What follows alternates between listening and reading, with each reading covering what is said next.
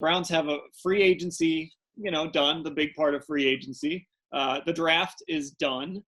We don't have an off-season program to talk about right now. Obviously, they're doing everything digitally. They are going to have a rookie mini camp, like a digital rookie mini camp next weekend.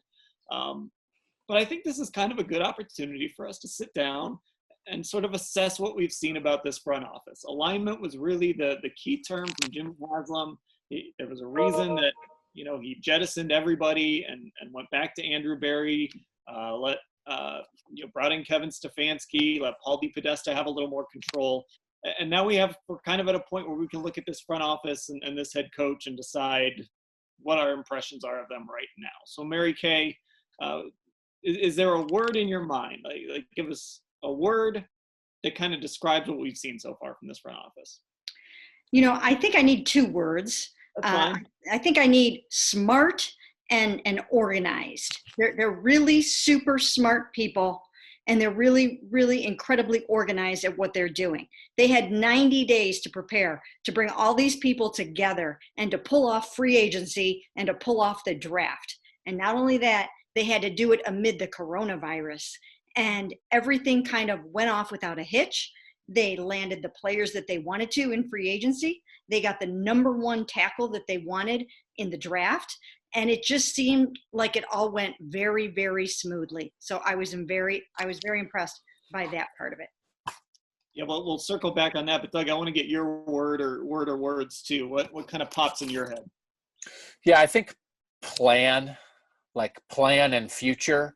And it almost, the thing that is sort of like the overriding thing with me is that they clearly know what they want to do. And I think they are thinking a couple years ahead, and they are thinking specifically about like how Kevin Stefanski wants to run an offense, the type of players that we want. And it just feels like, and maybe you guys have felt this before, but they're moving cohesively towards such a specific goal that if they cut this one short, if this ends up being another example of a coach and a GM who get 18 months or 2 years or whatever, they're going to be like so Stefanski specific that if they don't let this ride out for a while, like the next person I think is going to really be screwed, because they're so like, while it's happening, I think it's great. Like, I just imagining, if they fired Andrew Berry and Kevin Stefanski in a year and like the new coach and GM came in and they were like,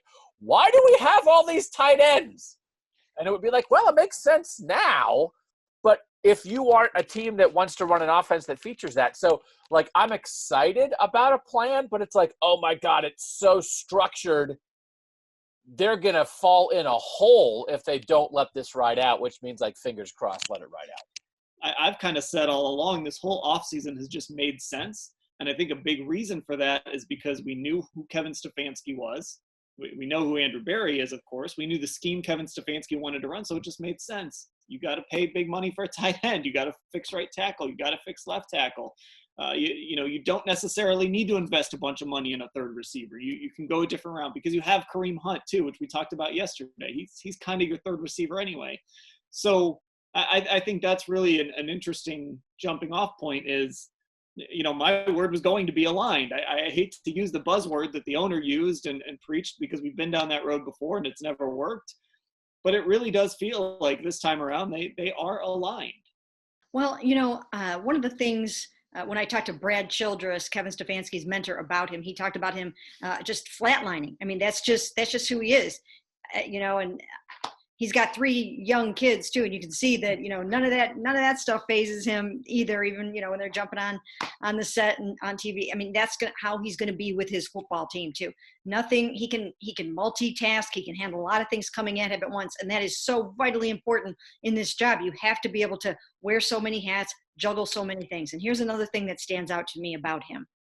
I think he's laying down the law with his players right from the outset. I think he's telling them, I don't want a lot of big talking. I don't want to hear a lot about we're going to the Super Bowl. We're not going to speak things into existence. We're going to go out there and we're going to do it.